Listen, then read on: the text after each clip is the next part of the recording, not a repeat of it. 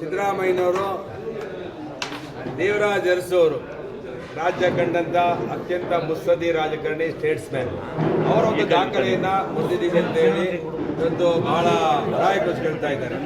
2789 ದಿನಗಳನ್ನ ದೇವರಾಜ್ ಅರಸು ಅವರು ಆಡಳಿತವನ್ನು ಕೊಟ್ಟರು. ಸಿದ್ದರಾಮಯ್ಯನವರು 2790 ದಿವಸಗಳನ್ನ ಇವತ್ತು ತುಂಬಿಸಿದ್ದಾರೆ.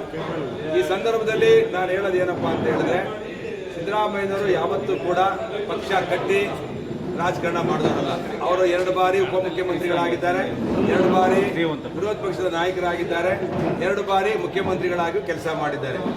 2013ರಲ್ಲಿ ಸಿದ್ದರಾಮಯ್ಯನವರು ಮುಖ್ಯಮಂತ್ರಿ ಆದಾಗ ಕೆಪಿಸಿಸಿ ಅಧ್ಯಕ್ಷರಾದಂಥ ಪರಮೇಶ್ವರ್ ಅವರು ಕೆಪಿಸಿಸಿ ಅಧ್ಯಕ್ಷರಾಗಿದ್ದರು. ಅವರು 8 ವರ್ಷ ಆಗಿದ್ರೆ ದೀರ್ಘಕಾಲದ ಅಧಿಕಾರದಲ್ಲಿದ್ದಾರೆ ಅಂತೇಳಿ ಅವ್ರನ್ನೇ ಮುಖ್ಯಮಂತ್ರಿ ಮಾಡಬೇಕು ಅಂತೇಳಿ ಸೋನಿಯಾ ಗಾಂಧಿ ಅವರು ಎಲ್ಲೋ ಒಂದು ಕಡೆ ಕ್ಲೂ ಕೊಟ್ಟಿದ್ರು.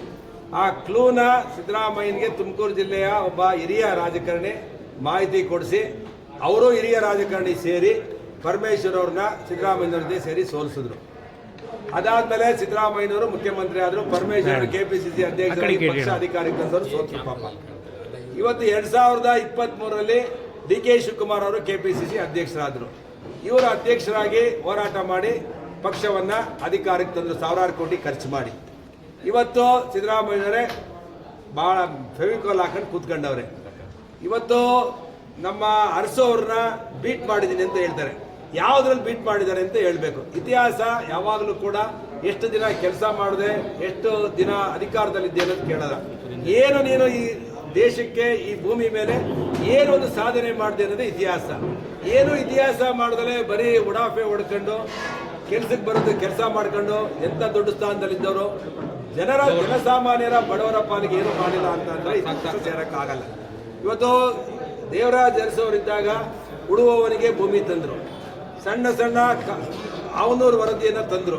ಅವನೂರು ವರದಿ ತಂದು ಬಲಿಷ್ಠರನ್ನ ಮೈ ಮೇಲೆ ಎಳ್ಕೊಂಡು ಸಣ್ಣ ಸಣ್ಣ ಜಾತಿಗಳಿಗೆ ಅಧಿಕಾರವನ್ನ ಕೊಟ್ಟರು, MLA ಸ್ಥಾನ ಕೊಟ್ಟರು. ಅದರಲ್ಲೇ ಆ 1970 ಬಂದಂತವರು ಮಲ್ಲಿಕಾರ್ಜುನ್ ಖರ್ಗೆ ಅವರು ಇವತ್ತು AICC ಅಧ್ಯಕ್ಷರಾಗವ್ರೆ. ಅವ್ರು ಬಂದಿದ್ದು ಯಾರ ಕಾಲದಲ್ಲಿ? ಅರಸೋರ್ ಕಾಲದಲ್ಲಿ. ವೀರಪ್ಪ ಮೊಯ್ಲಿ ಅವರು ಅವತ್ತೇ 1970 ಅರಸೋರ್ ಜೊತೆಲಿ ಬಂದರು. ಅವ್ರು ಇವತ್ತು ಮುಖ್ಯಮಂತ್ರಿ ಆಗಿ ಕೇಂದ್ರದ ಮಂತ್ರಿ ಆಗಿ ರಿಟೈರ್ಡ್ ಆದರು.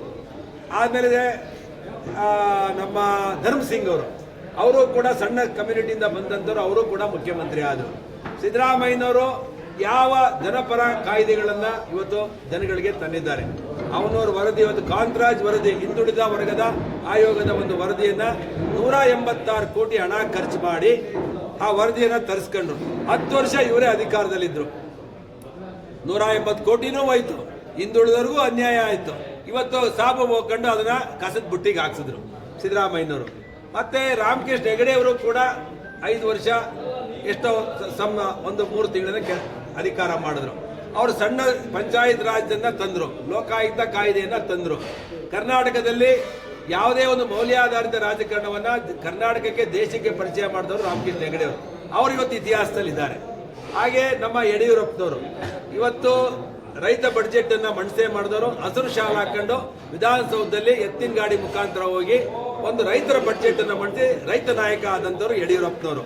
ಅದೇ ರೀತಿ ಯಡಿಯೂರಪ್ಪನವರು ಮಠ ಮಾನ್ಯಗಳಿಗೆ ಸಾಕಷ್ಟು ಅನುದಾನವನ್ನು ಕೊಟ್ಟು ಅಭಿವೃದ್ಧಿ ಮಾಡಿದಂಥವ್ರು.